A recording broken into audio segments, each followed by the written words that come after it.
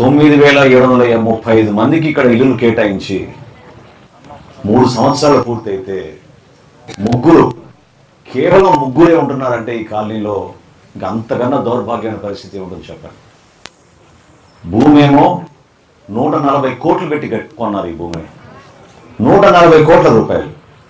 ఎంత దూరం ఉంది తెనాలిపట్నం నుంచి చెప్పండి.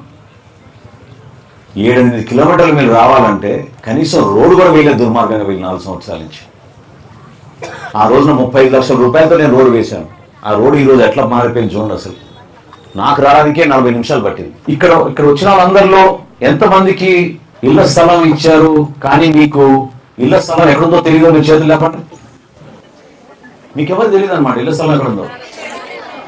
ఏదో కొన్ని సమస్యలు ఉంటాయని అనుకున్నాం, కానీ వందల సంఖ్యలో వేల సంఖ్యలో సమస్యలు ఉంటుందని ఊహించలేదు. నేను మీకు మాట ఇస్తున్నానమ్మా, ఈరోజు 4వ తారీఖు, వచ్చే నెల 4వ తారీఖుకి మళ్ళీ మనం ఇక్కడే సమావేశం ఏర్పాటు చేసుకుందాం.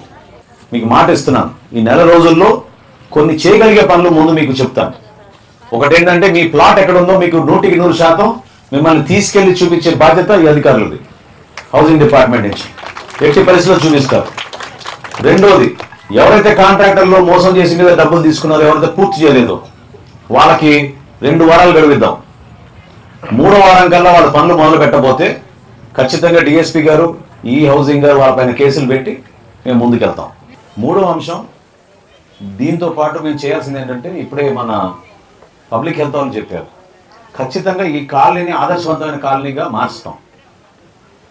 అందులో ప్రధానమైన సమస్య ఏంటంటే, మనం రక్షిత మంచినీటి పథకం తీసుకురావాలి.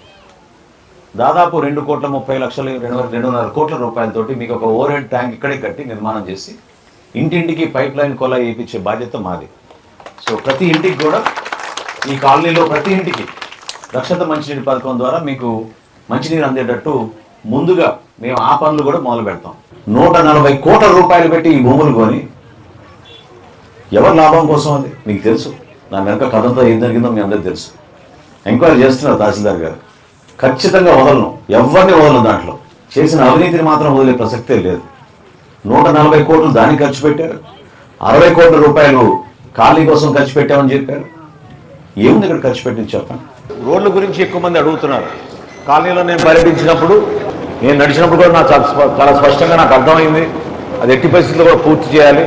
దానికి నేను పంచాయతీరాజ్ శాఖ నుంచి 10 లక్షల రూపాయలు నేను మంజూరు చేసి రాబోయే నెల 2 నెలలలోపే ఖచ్చితంగా మీ కాలనీలో ఒక 2-3 అంతర్గత రోడ్లు పూర్తి చేసే విధంగా ముందుగా ఒక కార్యక్రమం చేపడతానని మీకు మాటిస్తున్నాను. ఈరోజు ఉదయమే నేను చెప్పాను, ఈ హౌసింగ్ గారికి తెనాల్లో ఉన్న ఆఫీసులో ఒక హెల్ప్ డెస్క్ లాగా ఏర్పాటు చేస్తాం, సహాయ కేంద్రం ఏర్పాటు చేస్తాం. మీరు ఫోన్ చేసినా లేదా మీరు అక్కడికి వెళ్ళినా ఇమ్మీడియట్గా అక్కడ ఒక అధికారి ఉండి మీకు ఆ సమస్య గురించి వివరాలు తెప్పించుకుని కంప్యూటర్లో చూసి ఇమ్మీడియట్గా మీకు స్పందించే విధంగా ఒక కార్యక్రమం ఏర్పాటు చేస్తున్నాం.